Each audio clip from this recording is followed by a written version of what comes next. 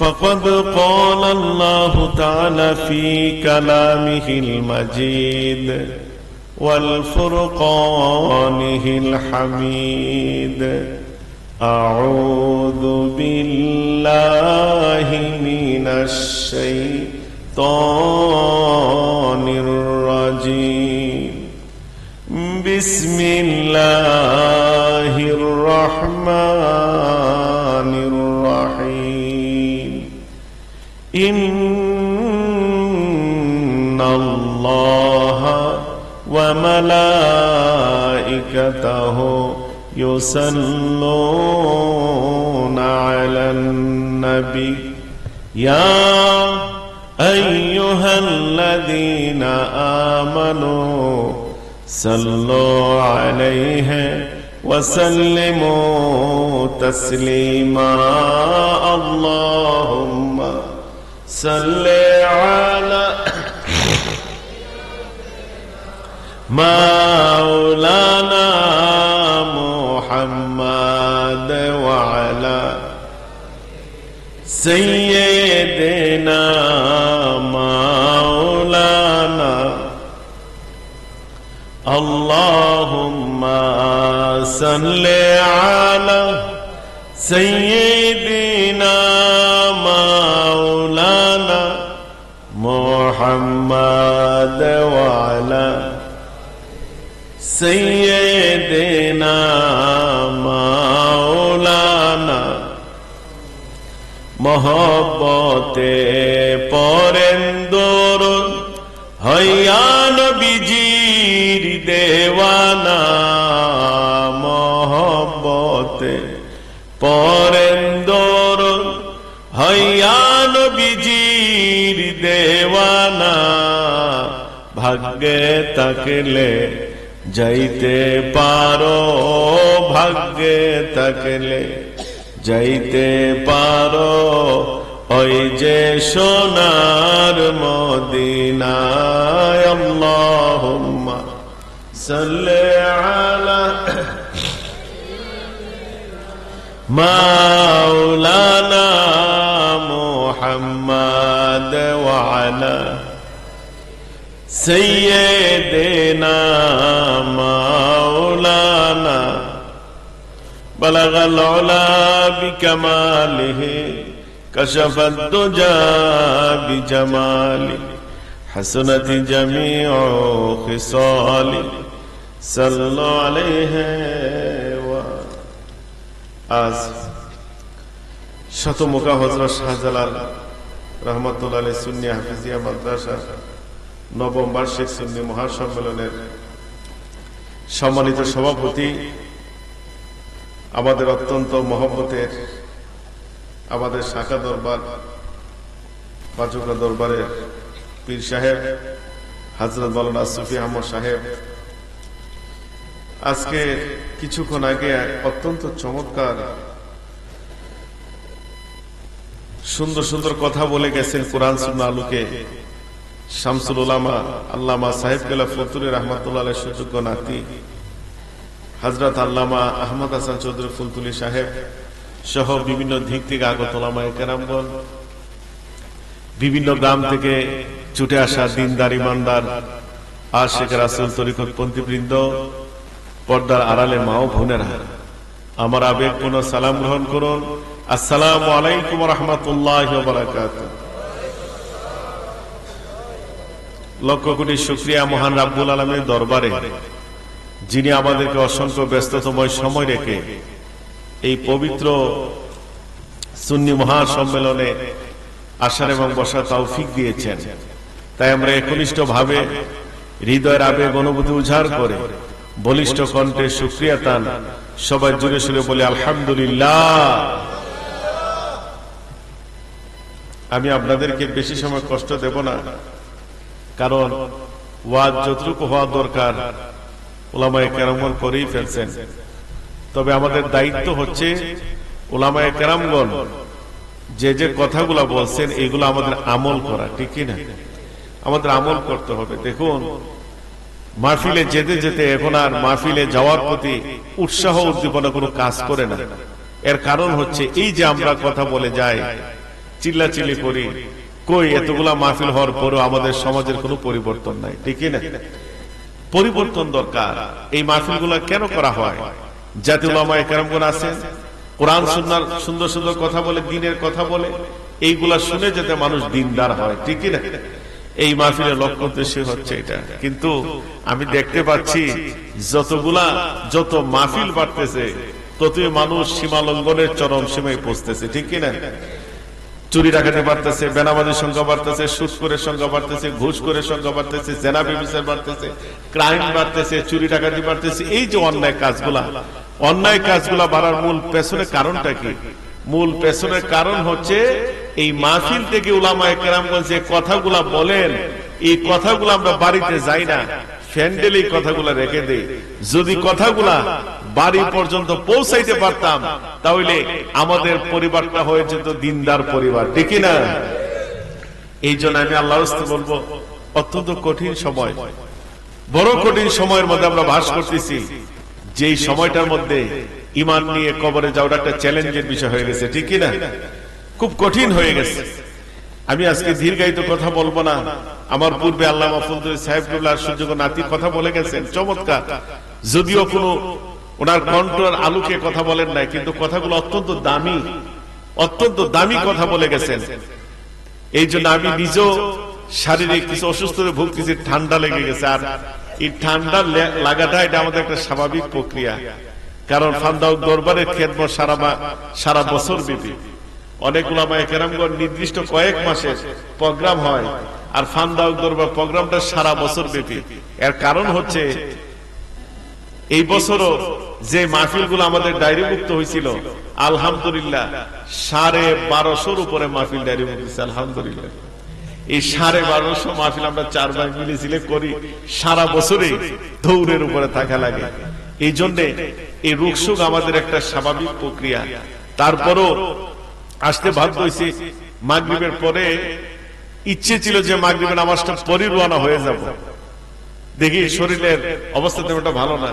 মাগরিবের পর থেকে এসা পর্যন্ত বেশ সময় একটু রেস্ট নিয়েছি বাসায়, দেখি শরীর নিয়ে উঠতেই পারি না। শরীরে ব্যথা, মাথা ভার হয়ে গেছে, ঠান্ডা লেগে গেছে, কানগুলা ধবধা লেগে গেছে। তারপর আমি একটু এই শতভাগে একটু আসামি আছি, কারণ কিছুদিন আগে একটা মাহফিলে আমার আসার কথা ছিল, কিন্তু আমি আসতে পারি, আমার ছোট ভাই আসছিল। এই দৃষ্টিকোণ থেকে আমি শতমুখার কাছে একটু ঋণী হয়ে আছি, এই জন্য আমার আশা অসুস্থতা নিয়েও। যদিও আমি একজন পেশাদার ওয়াজি নয়, আর ওয়াজ আমার এটা পেশাও না। দরবারের দায়িত্ব থাকার কারণে অনেক সময় দরবারের মানুষেরা যখন ভালোবাসে, মহব্বত করেন, তাদের মহব্বতের সাড়া দিতে গিয়ে আমি অদম বা আমরা যেয়ে থাকি। যাই হোক, আমি অত্যন্ত বিনয় সহিত বলবো, যতটুকু উলামায়ে কেরামগণ ওয়াজ নসিহত আপনাদের সামনে উপস্থাপন করছেন, এগুলো আমল করবেন, আমল করা দরকার। এখন অত্যন্ত কঠিন সময়, আল্লাহর দাসত্ব গোলামি করেন, আল্লাহর দাসত্ব গোলামি করেন। অনেক ভাইরা বলে থাকেন যে হুজুর মনে তো চাই ইবাদত বন্দেগি করি, কিন্তু আমি সময় পাই না। দেখেন, দুনিয়া আপনাকে সময় দিবে না। দুনিয়ার কাজই হচ্ছে আপনাকে বিভিন্ন কাজের মধ্যে এঙ্গেজ রাখা, ব্যস্ত রাখা, যাতে আল্লাহর দাসত্ব গোলামি থেকে আপনি দূরে সরে যান। দেখুন, দুনিয়া যারে ধরছে তারে শেষ করে ছাড়ছে, মৃত্যুর আগ পর্যন্ত সে সময় বের করতে পারে নাই। এই জন্য আমি বলবো, দুনিয়ার পেছনে এত দৌড়া দরকার নাই। হ্যাঁ, দুনিয়ার দরকার আছে, তবে আখিরাতকে প্রাধান্য দিয়া, ঠিক না? এই জন্য আল্লাহর দাসত্ব গোলামি আমাদের করা দরকার। আমি আল্লাহর কাছে বলবো, নামাজটুকু পড়বেন। দেখুন, বড় দুঃখ লাগে, শুধু এই মাহফিলে নয়, আল্লাহ পাক রব্বুল আলামিন অনেক বড় বড় মাহফিলে নেওয়ান, হাজার হাজার লোক হয়, কিন্তু ফ্যান্ডেলে যখন বসি তখন নিজের মধ্যে একটা উদাসীনতা কাজ করে। ফ্যান্ডেলের দিকে তাকাইলে মনে সাক্ষী দেয় 60% 70% বেনামাজি লোক বসে থাকে। যদি নামাজি না পড়েন, এই মাহফিলে এসে কোনো লাভ আছে? নামাজের কথা বলে না এমন কোন উলামায়ে কেরাম নাই, তারপর আমরা নামাজ পড়ি না, ঠিক না? হ্যাঁ, একটা ওয়াক্ত নামাজ পড়ি আমরা, জুমার নামাজ। দেখবেন জুমার নামাজে মসজিদে জায়গা হয় না, কিন্তু জুমার ওয়াক্তটা চলে গেলে আর মুসল্লি খুঁজে পাওয়া যায় না, ঠিক না? এই জন্য আমি আল্লাহর রাস্তে বলবো 5 ওয়াক্ত নামাজি হন। 5 ওয়াক্ত নামাজি হওয়া দরকার। এই জন্য আমি আল্লাহর কাছে বলবো, শুধু নিজে নামাজ পড়লে হবে না, পরিবার পরিজনকে নামাজি বানাতে হবে, পরিবার পরিজনকে নামাজি বানাতে হবে। আমার অনেক ভাইরা আছেন যে 5 ওয়াক্ত নামাজ গিয়ে মসজিদে পড়েন, একবার যত সময় প্রথম কাতারে নামাজ পড়েন, কিন্তু উনার ছেলে নামাজ পড়ে না, উনার মেয়ে নামাজ পড়ে না, উনার বিবি নামাজ পড়ে না, আপনার নামাজের হক আদায় হচ্ছে না, ঠিকই না? হক আদায় হচ্ছে না। আল্লাহ আপনাকে একা নামাজের কথা বলে নাই, আল্লাহ বলছে আকিমুস সালাত, তোমরা নামাজ প্রতিষ্ঠা করো। আপনাকে নামাজ প্রতিষ্ঠা করার জন্য দায়িত্ব দিয়েছে।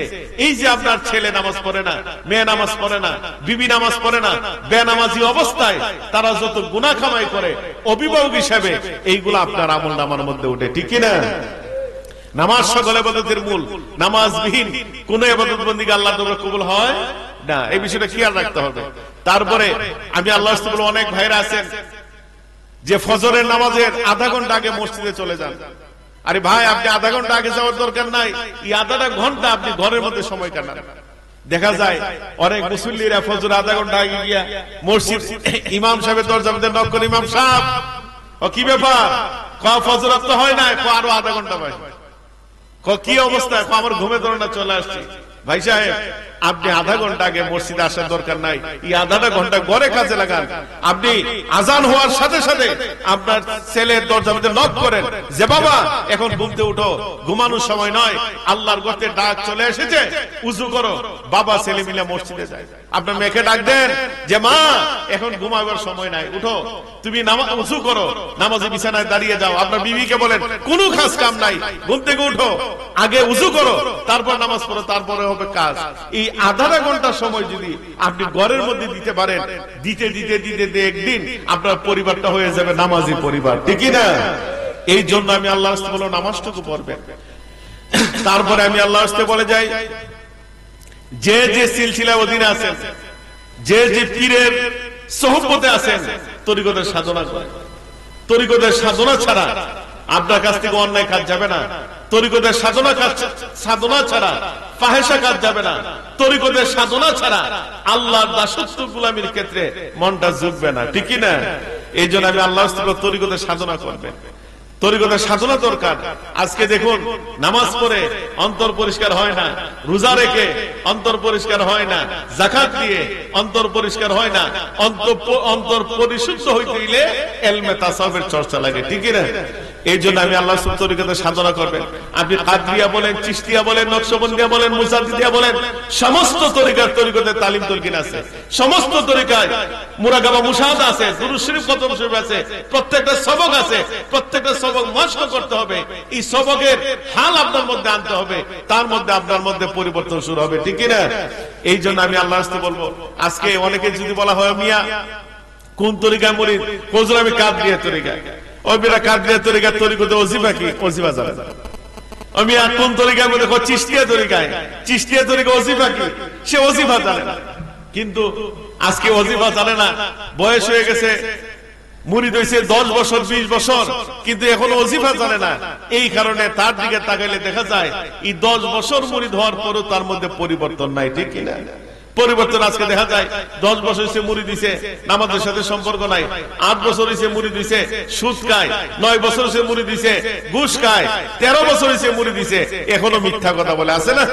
এখনো মিথ্যা কথা বলে। তাহলে এই যে পীর ধরলেন, আপনি তরিকত চর্চার জন্য মুরিদ হইলেন, আপনার মধ্যে যদি পরিবর্তনই না হয়, তাহলে হিসাবে টাকা পয়সা দিয়ে কি লাভ? টাকা পয়সা দিয়ে কি লাভ? আজকে আপনি মুরিদ হয়েছেন, আপনি আল্লাহর সাথে সম্পর্ক হওয়া লাগবে। আপনি মুরিদ হয়েছেন, আল্লাহর হাবিবের সাথে সম্পর্ক হওয়া লাগবে, তাহলে আপনি সফল মানুষ, ঠিক কিনা? এই জন্য প্রত্যেকটা তরিকা, কাদরিয়া বলেন, চিশতিয়া বলেন, নকশবন্দিয়া বলেন, মুজাদ্দিদিয়া বলেন, সমস্ত তরিকার মৌলিক 4টা কাজ আছে। একটা ফাতিহা শরীফ, 2 নম্বর জিকরে জলি, জিকরে খফি, 3 নম্বরে দুরূদ শরীফ, 4 নম্বরে খতম শরীফ। ফাতিহা শরীফ কি? সূরা ফাতিহা 3 বার, সূরা ইখলাস 10 বার, দুরূদ শরীফ 11 বার। কাদরিয়া তরিকা ফাতিহা শরীফের নিয়ম কি? ইস্তেগফার 11 বার, সূরা ফাতিহা 3 বার, সূরা ইখলাস 10 বার, দুরূদ শরীফ 11 বার। এরপরে সবরে সানি করো। তারপরে জিকির আছে। বড় হিসাবে 2 ধরনের জিকির করছেন, একটা হচ্ছে জিকরে জলি, একটা হচ্ছে জিকরে খফি। একটা হচ্ছে আওয়াজ দিয়ে জিকির, একটা হচ্ছে নীরবে জিকির। আওয়াজ দিয়ে কি রকম জিকির করতেন? এই লাফায় ফালায় জিকির করেন নাই উনি, দাঁড়ায়া নাইচা নাইচা মহিলা পুরুষ মিল্লা উনি জিকির করেন নাই। ওনার জিকিরের সিস্টেমটা কি ছিল, যে উনি যে আওয়াজ দিয়ে জিকিরে জলি করতেন, জলি মানে শব্দ দিয়ে আওয়াজ দেয়া, যেমন 1 জরবি জিকির, 2 জরবি জিকির, 3 জরবি জিকির, 4 জরবি জিকির, নফিয়াজবাতের জিকির, ফাসান ফাসের জিকির, কালমা শরীফের জিকির, এই জিকিরগুলা বড় হিসাবে আওয়াজ দিয়ে করতেন। আবার বড় হিসাবে জিকিরে খফি করতেন।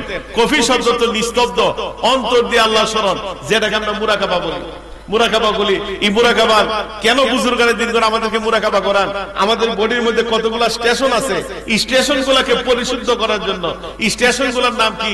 কলব, রূহ, সের, কফি, আকফা, নফস, আপ, আতশ, খাক, বাত, প্রাথমিক এই 10টা সবকের উপরে বড় বিষয়ে খুব চাপ দিতেন। 10টা সবকের উপরে খাজা সাহেবের চাপ দিতেন। 10টা সবকের উপরে বাহাদুর নকশবন্দ রহমতুল্লাহ চাপ দিতেন। 10টা সবকের উপরে মুসাদ্দেদ আল বেসারি রহমতুল্লাহ বেশি বেশি চাপ দিতেন, যে বাবা এই 10টা সবক মস্ক কইরা 10টা সবকের মধ্যে আল্লাহ পাকের জিকির দ্বারা শিক্ষিত করো, তাহলে দেখবা তোমার মাথার তালু থেকে পায়ের তালু পর্যন্ত শরীরের প্রত্যেকটা অঙ্গ প্রত্যঙ্গ এক যুগে আল্লাহ পাকের জিকির শুরু করে দিছে। সুবহানাল্লাহ। তখন জমিতে কাজ করবেন, মুখ দিয়ে জিকির করা লাগবে না, অঙ্গ প্রত্যঙ্গ একটু জিকির করবে। আপনি রাস্তা দিয়ে হাঁটবেন, মুখ দিয়ে জিকির করা লাগবে না, লাথায় গুলো একটু জিকির করবে। আপনি ঘুমাই থাকবেন, তখন আপনি ঘুমাইলে মানুষের মস্তিষ্ক কাজ করে না, আপনার জিকির বন্ধ হবে না। অঙ্গ প্রত্যঙ্গ, লাথায় গুলা, এমনকি প্রত্যেকটা শরীরের রুমে রুমে আল্লাহ পাকের জিকির করবে। সুবহানাল্লাহ।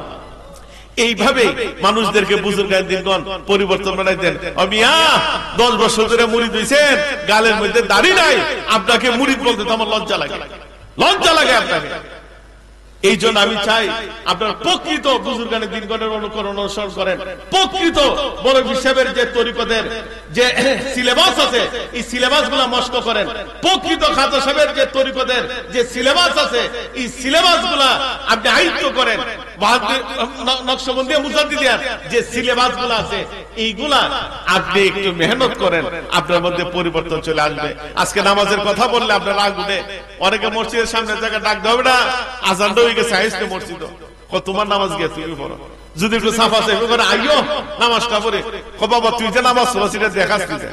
মানে এর অর্থ হইল নামাজের কথা বললে দেখবেন অনেকের আছে, নামাজের কথা বললে তার ভালো লাগে না, নামাজের কথা বললে তার রাগ উঠে, নামাজের কথা বললে তার গুসা উঠে। এই লোকটা যদি তরিকতের সাধনা করতো, সাধনা করতে করতে তরিকতের কিছু যদি নিয়ামত হাসিল হইতো, তাহলে মসজিদ আজান দিলে তখন তাকে ডাকা লাগে না, বলা লাগে না, আজানের শব্দটুকু কানে লাগার সাথে সাথে মসজিদ থেকে তাকে চুম্বকের মতো টান শুরু করে দেয়। সুবহানাল্লাহ। এটি হচ্ছে তরিকতের নিয়ামত, এটি হচ্ছে তরিকতের নিয়ামত। আমি অনেক তরিকত পন্থীদেরকে বলি, মিয়া তরিকতে খাসতে করেন, কিতাব বুঝুন, সবক ফাল্লাইবার নাম তরিকা না, প্রত্যেকটা সবকের হাল নিজের মধ্যে আনার নাম হচ্ছে তরিকা, ঠিক না? আপনি আপনার গতিমান জীবনের মধ্যে যদি তরিকতের আপনি বেলায়েতে কুবরা বেলায়েতে সুগরা জানগা, এটা বড় কথা না, কিন্তু এই বেলায়েতে কুবরা বেলায়েতে সুগরার মধ্যে যাওয়ার পরও যদি আপনার মাধ্যমে অন্যায় কাজ হয়, আপনার মনটা যদি ফাহেশার দিকে যায়, তাহলে বোঝা যায় যে নিচের সবকের হালগুলো আপনার মধ্যে আসে নাই, যেই কারণে আপনার অন্তর পরিশুদ্ধ হয় নাই, বাকি লাতায় গুলো পরিশুদ্ধ হয় নাই, এই কারণে অন্যায় কাজগুলো আপনার কাছে যায় না, ঠিকই না? এই জন্য আমার আব্বা হুজুর বলতেন, মিয়া সবক ফাল্লাইবার নাম তরিকা না, তরিকা হচ্ছে প্রত্যেকটা সবকের নিয়ামত হাসিল হাল আসার নাম হচ্ছে তরিকা। আমি আব্বা হুজুর একদিন বলতেছে, অনেকে পাগল হয়ে জায়গা বাজান সবক ফাল্লাইতো, আমি কয় মিয়া অত পাগল হই না, সবকটা আস্তে ধীরে মস্ক করেন। কারণ কোন লোক যদি লতিফা কালবের মধ্যে থাকে, লতিফা কালবের পরিপূর্ণ নিয়ামত যদি হাসিল হয়, তার পীর যদি মনে করে লতিফা কালবের মধ্যে রেখে তাকে বেলায়েতের অধিকারী বানাইতে পারে। সুবহানাল্লাহ। তরিকতের সবক কতগুলো আছে জানেন? আমি একজনকে বলছিলাম, আপনি তো পাগল হয়েছেন সবক ফাল্লাইতেন, আমি তো প্রতিদিন আপনি ফাল্লাই দিতে পারবো। আপনি প্রতিদিনও যদি ফাল্লায়, আপনি তরিকার সবক শেষ করতে পারবেন না।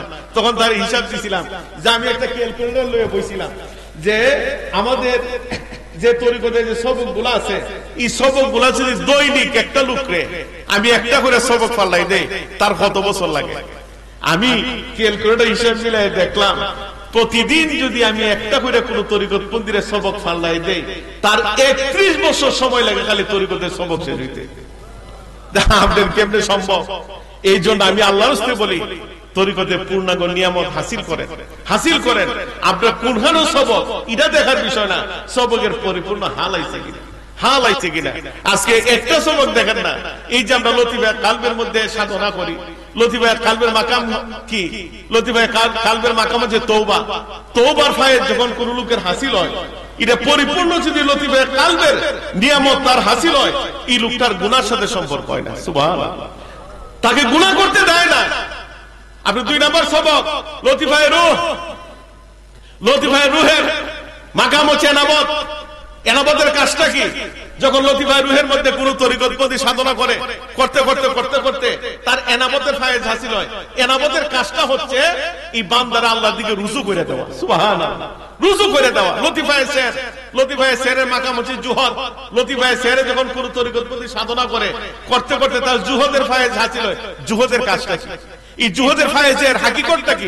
জুহদের ফায়েজের হাকিকতটা হচ্ছে একজন তরিকতপন্থীর অন্তর থেকে দুনিয়ার প্রতি মায়া, মোহ, লোভ, লালসা দূর করে দেয়। সুবহানাল্লাহ।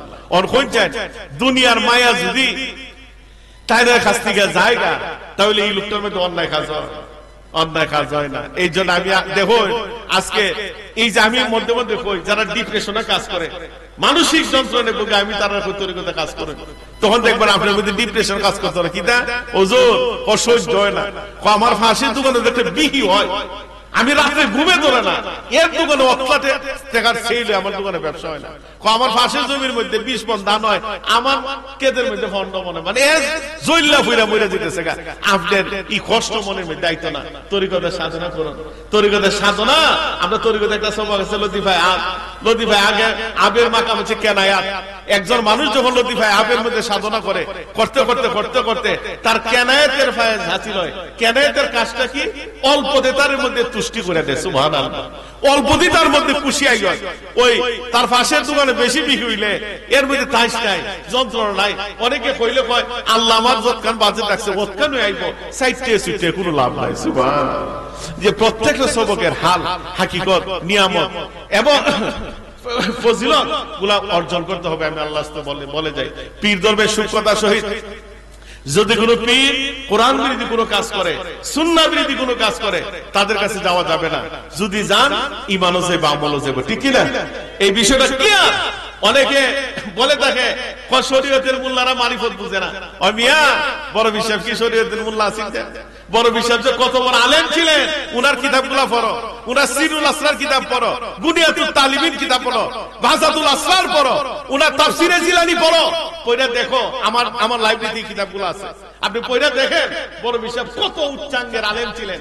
আজকে তুমি এই ধরনের কথা বইলা তুমি মানুষদেরকে শরীয়ত থেকে দূরে নিবা, এটা হইতে পারে না। বড় বিশ্বাস নিজে বলেন শরীয়ত ছাড়া তরিকতের ভিত্তি নাই, শরীয়ত ছাড়া হাকিকতের ভিত্তি নাই, শরীয়ত ছাড়া মারিফতের ভিত্তি নাই। আগে শরীয়ত, তারপর তরিকত, হাকিকত, মারিফত। 4টা গুণে গুণান্বিত হইলে আপনি তাকওয়াবান পরহেজগার আল্লাহওয়ালা। ঠিক না? এই বিষয়গুলো খেয়াল রাখতে হবে। আমি আল্লাহর রাস্তায় বলে যাই। তারপরে আমি আল্লাহর রাস্তায় বলে যাই, হালাল খাবেন, হারাম থেকে দূরে থাকবেন, সুদ ঘুষ খাবেন না।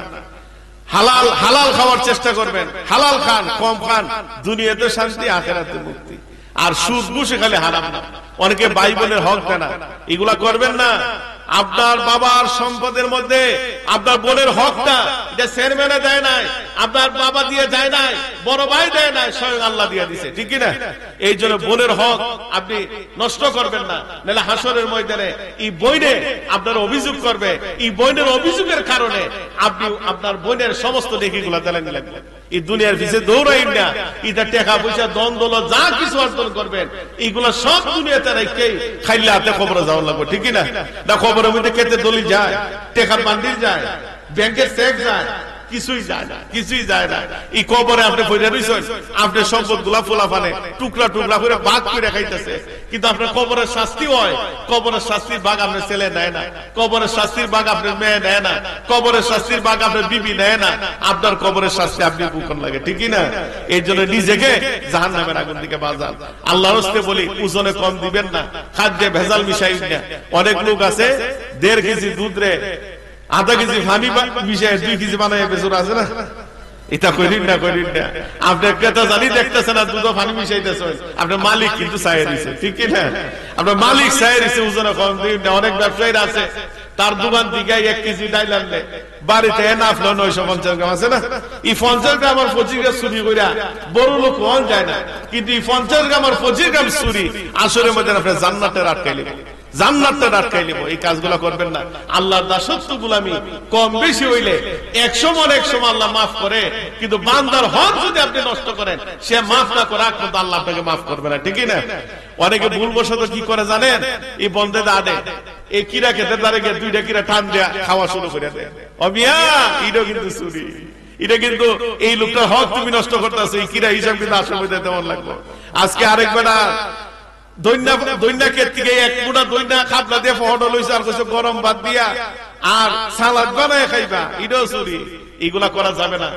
মালিকরে না জিজ্ঞাসা করিয়া, মালিকের অনুমতি না নিয়া কোনো কিছু তার গ্রহণ করা কোনো জায়েজ নাই। এই বিষয়ে খেয়াল রাখতে হবে। আমি আল্লাহর রাস্তায় বলে যাই, তারপরে আমি আল্লাহর রাস্তায় বলে যাই, যাদের মা বাবা আছে মা বাবার খেদমত করবেন, মা বাবাকে কষ্ট দিবেন না। মা বাপরে বাদ না দিয়া ফান্দাউক দরবারে বছর পর বছর করে তাকে লাভ হতো না। আমরা আমাদের মুরিদদেরকে শিক্ষা দেও মিয়া, মা বাপরে বাদ না দিয়ে আমরা হাতিয়া তুফা দিলে কাম হইতো না, কাম হইতো না। আগে মা বাপরে খুশি করো। মা বাপ বড় নিয়ামতের বিষয়। মা বাপ যদি আল্লাহ করে ডাক দেয়, এই ডাকটা আল্লাহ আরশে আজিমের সাথে গিয়ে ধাক্কা লাগে। সুবহানাল্লাহ। এই জন্য মা বাবার খেদমত করবেন, মা বাবাকে কষ্ট দিবেন না। আমি আল্লাহর রাস্তায় বলে যাই, মা বাবার সন্তুষ্টি অর্জন করবেন। মা বাবা কি জিনিস জানেন? আজকে আপনি লক্ষ লক্ষ টাকা খরচ করে হজ করেন, এই হজ আল্লাহ কবুল করে কি করে না এটা জানি না, কিন্তু মা বাবা আল্লাহ রাসূল বলেন, তুমি যদি তোমার মা বাবার দিকে একটু মহব্বতের দিকে তাকাও, আল্লাহ একটা কবুল হজের সওয়াব তোমার আমলনামায় দান করে দিয়েছে। সাহাবায়ে কেরাম বলে, ইয়া রাসূলুল্লাহ, আমরা যদি 2বার তাকাই 2টা কবুল হজের সওয়াব। ইয়া রাসূলুল্লাহ, আমরা যদি 3বার তাকাই 3টা কবুল হজের সওয়াব। ইয়া রাসূলুল্লাহ, আমরা যদি 12বার তাকাই, আল্লাহ রাসূল বলেন, যতবার তাকাইবা ততবারই আল্লাহ একটা করে কবুল হজের সওয়াব দান করে দিবেন। সুবহানাল্লাহ। এই জন্য মা বাবারে আলাদা করে দিবেন না। মা বাপরে লই একসাথে খাইবাই, খাই দাস নাই মুরগ আর মাছ দিয়া খাইন ডাল ভাত, এর মধ্যে আল্লাহর রহমত বরকত আছে, ঠিক কি না? এই কাজগুলো করবেন। অনেক পরিবারের লোকের আছে মা বাপরে বাদ দেয় না। বাপে 20টা বছর 25 বছর বিদেশ, তার যৌবনের সময়টা খাটাই আইছে, বুড়া হইয়া দেশ আইছে, ফুটে ঘর বানাইছে, দোকান বানাই দিছে, ফুটে ব্যবসা করে, জায়গা জমি আছে, বাপ বুড়া হয়, বুড়াটা হয়ে সাজলই বলে ফুলা বাস্তি আলাদা হয়ে জায়গা হয় না। এগুলা নিমখরাম, এগুলা করবেন না। আজকে মা বাপরে যদি বাদ না দেন, কোন ফিরের বাড়িতে গিয়ে কোনো কাম হইতো না, ঠিকই না? এই জন্য আমি আল্লাহর রাস্তায় বলবো, মা বাবার খেদমত করবেন, মা বাবাকে কষ্ট দিবেন না। তারপরে আমি আল্লাহর রাস্তায় বলে যাই, পর্দা মাফিক চলবেন। নারী পুরুষের উপর আল্লাহ পর্দা ফরজ করে দিছে। নামাজ যেমন ফরজ, পর্দা তেমন ফরজ। নামাজ না পড়লে যেমন গুনাহ, পর্দা না মানলে তেমন গুনাহ। আপনার প্রাপ্তবয়স্ক মহিলা আছে, তাকে বুরকা পরান, তাকে বুরকা পরান। স্কুলে যাক, ইউনিভার্সিটি যাক, মাদ্রাসায় যাক, আমার বাধা নাই। সে যদি পর্দা মাফিক চলে, এই বিষয়টা আপনি নিশ্চিত করতে হবে। আপনার বিবি যখন ঘর থেকে বের হবে, সে যদি বুরকা পরে বের হয়, বেগানা পুরুষের সামনে না যায়, এই বিষয়টা আপনি নিশ্চিত করবেন। যদি নিশ্চিত না করেন, তারা বেগানা পুরুষের কাছে বা পর্দা তরক কইরা চলিয়া যত গুনাহ কামাই করবে, অভিভাবক হিসেবে এটা কিন্তু আপনার আমলনামার মধ্যে উঠবে। এই কারণে আমি আল্লাহর রাস্তায় বলি, বেপরদা চলাফেরা কোনো সুযোগ নাই। আজকে আমরা অনেকে বুঝি না, অনেক পীর মাসে আলিম উলামা আমরা পাগল হই যে, হুজুর আমার ফুরির একটা ফু দেন, হুজুর আমার নাতিনটা একটা ফু দেন, হুজুর আমার বউর একটা ফু দেন। এটা টোটাল ইসলামে হারাম, টোটালি হারাম। এগুলা করা জায়েজ নাই, এগুলা করা যাবে না। এই পর্দা এটা ইজমা কিয়াস দিয়ে ফরজ করা হয় নাই, এটা সরাসরি আল্লাহ কুরআনের আয়াত দিয়ে পর্দা ফরজ করে দিয়েছে। কোন অবস্থায় জায়েজ হবে না। আমি আল্লাহর রাস্তায় বলি, বেপরদা চলাফেরা করার চেষ্টা করবেন না। যদি ফিসা ভাই ফাউডা টিপা দেওয়ার লাগে, আপনি ফুলা মিলে টিপা দিবেন, কিন্তু আপনি বোরের সামনে দিয়ে দিন। ফিসাব যদি আয়, তাই যদি গোসল করে নি লাগে, আপনি ফুলা মিল্লা গোসল করে দিবেন, কিন্তু আপনি মেয়েটারের সামনে দিয়েন না। ফিসাব যদি আসে, তারা যে খাওয়াইতে গিয়ে যদি আজ্ঞায় ফিচে দেওয়ার লাগে, আপনি ছেলে মিল্লা আজ্ঞায় ফিচে দিবেন, কিন্তু আপনি স্ত্রীদের সামনে দিন না। যদি দেন, হয়তো বা ফিসাব খুশি হইব, আমার আল্লাহ বেজার হয়ে যাবে, ঠিকই না? এই কাজ করা যাবে না কোন অবস্থায়। বড় পীর আব্দুল কাদের রাহমাতুল্লাহ জীবনে কোন বেগানা মহিলার খেদমত দিছে, বাবার ব্যাটা হইলে একটা প্রমাণ দেখাও। খাজা মজলিস চিশতি রাহমাতুল্লাহ আলাইহি জীবনে কোন বেগানা মহিলার খেদমত দিয়েছে, বাবার বেটা হইলে একটা কিতাব দেখা, এগুলা করা যায় না। আর হবেই বা কিভাবে? কারণ বড় পীর আব্দুল কাদের জিলানী রাহমাতুল্লাহ আলাইহি পীরদের মধ্যে 12টা ভাগ করছেন, 12টা ভাগ করে বলতেছেন একটা হক, বাকি 11টা বাতিল। হক কোনটা?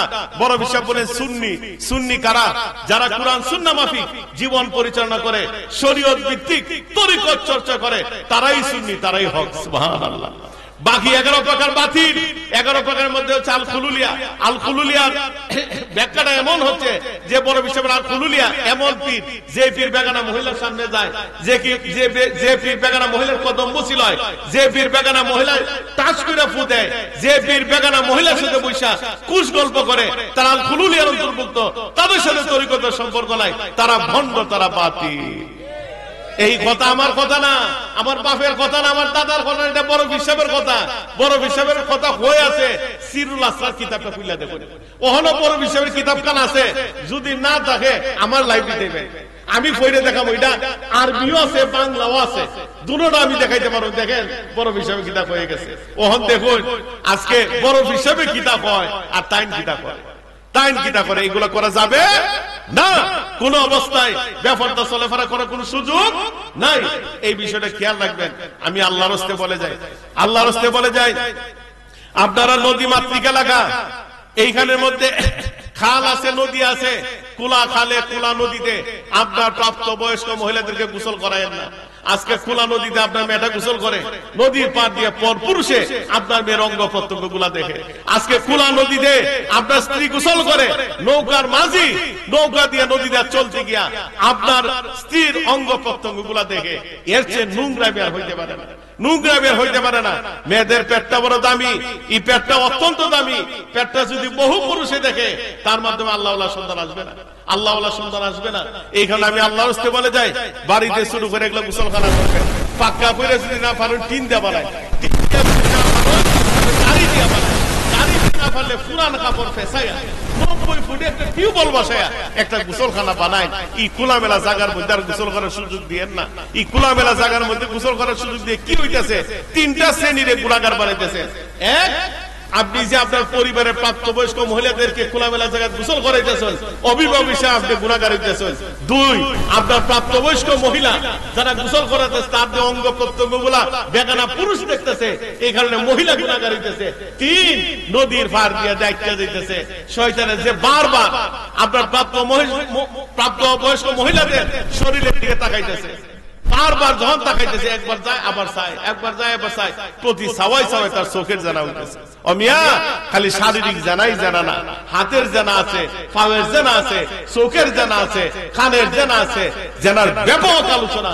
আমি দিকে যাচ্ছি না, এই জন্য আমি আল্লাহর রাস্তে বলে যাই, এই খোলামেলা জায়গার মধ্যে গোসল করাইবেন না। আমি আল্লাহর রাস্তে বলে যাই, নবীজির সুন্নাহ ভিত্তিক জীবন গড়বেন। নবীজির গতিমান জীবনে আপনার ব্যক্তিগত জীবন, সামাজিক জীবন, রাজনৈতিক জীবন, অর্থনৈতিক জীবন, জাতীয় জীবন, আন্তর্জাতিক জীবন, প্রত্যেকটা প্রেক্ষাপটে যদি নবীর আদর্শে আপনি পরিচালিত হইতে পারেন, পরিচালিত করতে পারেন, তাহলে এই সমাজটা হবে নিরাপদ সমাজ। ঠিক না? এই বিষয়টা খেয়াল রাখবেন। তারপরে আমি আল্লাহর রাস্তে বলে যাই, বেশি বেশি দুরূদ শরীফ পড়বেন। যত বেশি দুরূদ শরীফ পড়বেন, ততই আমার নবীজির সাথে সম্পর্ক তৈরি হবে। আপনি অবসর সময় কাটাবেন না, দোকানে বসে রয়েছেন, কাস্টমার নাই, আপনি মনে মনে মনে মনে দুরূদ শরীফ পড়েন। রুটে হাঁটতেছেন, লোক নাই, মনে মনে দুরূদ শরীফ পড়ে হাঁটতে থাকেন। কেত কুয়াইতেছেন, কেত বাঁচতেছেন, প্রতি খাপলা খাপলা দুরূদ শরীফ পড়ে খাপলা দেন। দেখবেন সমস্ত কাজের মধ্যে যদি দুরূদ রাখতে পারেন, দুরূদ রসিলা আল্লাহ বরকত দিব, নবীজির দিদার নসিব করে দিব। সুবহানাল্লাহ। এখানে দুরূদ শরীফ পড়বেন, মিলাদ কিয়াম বেশি বেশি করে পড়বেন। মিলাদ কিয়াম ফান্দাকের মুরিদ যারা আছেন, আমরা এশার নামাজের পর 500 বার দুরূদ শরীফ পড়ি। 500 বার দুরূদ শরীফ পড়ে প্রতিদিন দাঁড়ায় আমার নবীকে সালাম দিবেন। যদি ঘরের মধ্যে প্রতিদিন মিলাদ কিয়াম কায়েম করতে পারেন, এই ঘরের মধ্যে অশান্তি থাকবে না, এই ঘরের মধ্যে অভাব অনটন থাকবে না, এই ঘরের মধ্যে অবশ্যই শান্তি হবে, এই ঘরের লোকেরা নবীজির দিদার নসিব হবে। সুবহানাল্লাহ। এটা পরীক্ষিত প্রমাণ। আমার পীর ও মুর্শিদ, আমার হুজুর কেবলা ফান্দাউকি রাহমাতুল্লাহ আলাইহি, উনি আমি বুঝি পড়তে গিয়া উনি দেখি নাই মিলাদ কিয়াম না পড়ে ঘুমাইতে, মিলাদ কিয়াম না পড়ে ঘুমাইতে। কিন্তু এই আমলটা করার কারণে আমাদের ফান্দাউক দরবারে বা ফান্দাক সিলসিলার তরিকতপন্থীর কি পরিমাণ আমার নবীজির দিদার নসিব হইতেছে, এটা আমি দৈন্য কই ভাই। এই জন্য মিলাদ কিয়াম, যদিও মিলাদের কিয়ামটা আমরা ফরজ ওয়াজিব বলি না, আমরা মুস্তাহাব মুস্তাহসান করি। মুস্তাহাব মুস্তাহসান বলি। মিলাদ কিয়াম যারা পড়ে না, মিলাদের কিয়াম যারা পড়ে না, তাদেরকে আমরা কাফের বলি না। আমরা যারা পড়ি, আপনারা আমরা বেদাতি করি না, তেতে কোনো দ্বন্দ্বই থাকে না, ঠিক না? এই দ্বন্দ্বই থাকে না, এই দ্বন্দ্ব লাগাই না। পূর্বেকার বুজুর্গরা ইতালিয়া বাড়াবাড়ি করছে না, বাড়াবাড়ি করে সমাজের মধ্যে ফেতনা তৈরি করছে না। আর আমরা যারা করে না, আমরা আপনারা বহিও না, বহি এটা আপনার বিষয়। আমরা নবীর মহব্বতে প্রেমে পড়ি, এটা আমার বিষয়। এটা মুস্তাহাব আমল, মুস্তাহসান আমল, এটা ফরজ ওয়াজিব না। এই জন্য বাধা দেওয়ার চেষ্টা করবেন না। আর যারা পড়ে না, এরা আপনারা কুচাকুচি করিন না। দোয়া করতেন, এরা পড়তো, আল্লাহ ইমান মানসিকতা দান করতো। আল্লাহ ইচ্ছা করলে পারে না? চাই আমরা মিলেমিশে সকলে চলি। আল্লাহ পাক রব্বুল আলামিন আমরা সকলকে কবুল করুন, সবাই বলে আমিন। চলুন নবীজি একটু দাঁড়ায় সালাম দেই। ইয়া নবী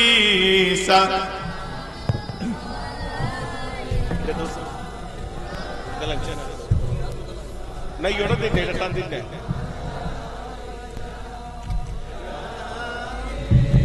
सलाम अलैका सलावतुल्लाह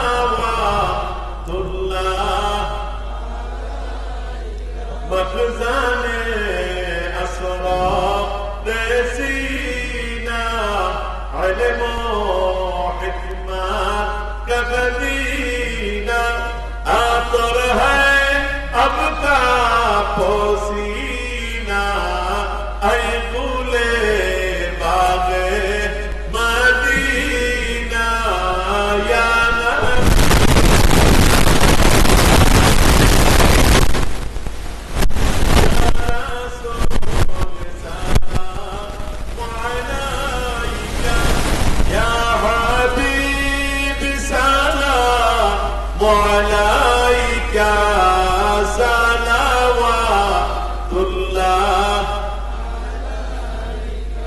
أشرق البدر علينا واختفت منه البدور مثل حسنك ما رأينا قط يا وجه سروري يا نبي سلام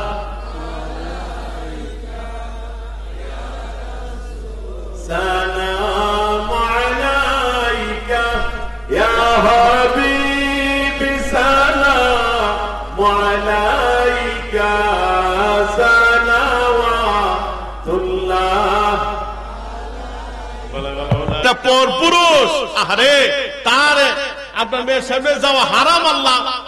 আল্লাহ ডিক্লারেশন দিছে, আপনি সুযোগ দেন, তার গালের মধ্যে মেহেদি দিত, তার গালের মধ্যে হলুদ দিত, তারে মুখতুল্লাহ খাওয়া দিত, ইসলামে হারাম।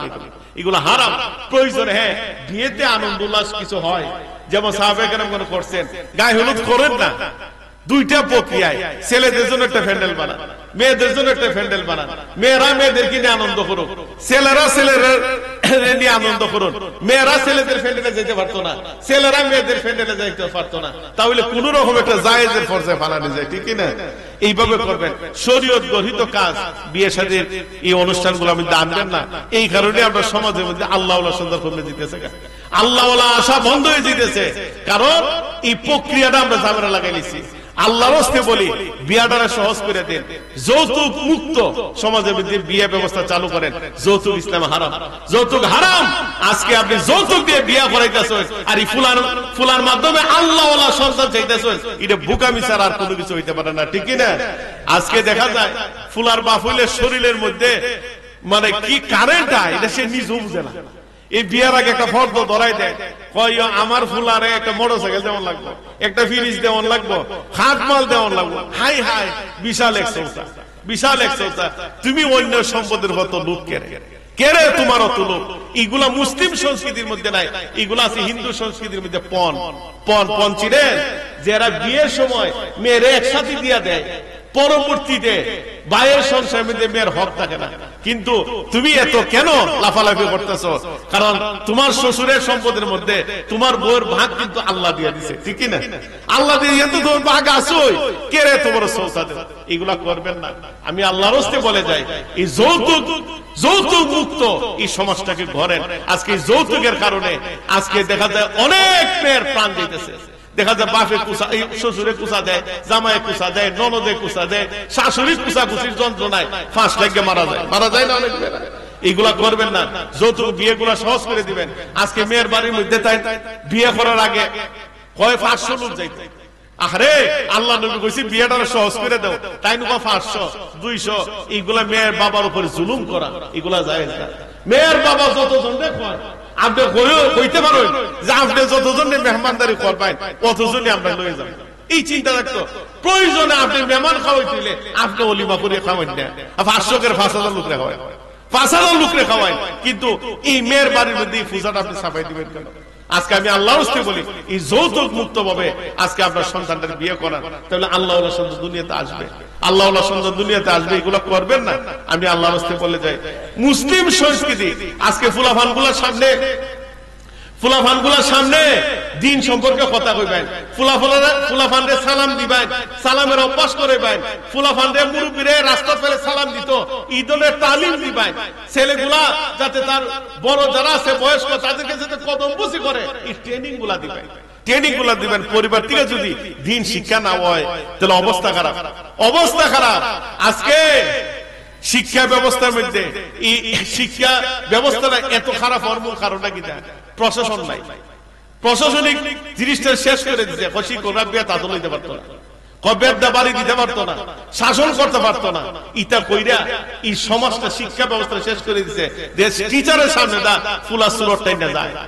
আজ থেকে 30 বছর আগে আপনারা মুরব্বীরা কইতে পারেন, আপনারা যদি স্কুলে না গেছেন সামনে মাস্টার দেখলে 3 গ্রাম ঘুরে বাড়িতে গেছেন, ঠিকই না? 3 গ্রাম ঘুরে বাড়িতে গেছেন, আর মাস্টারের সামনে দিয়া এ সুরটাই না যায়। কারণটা কি?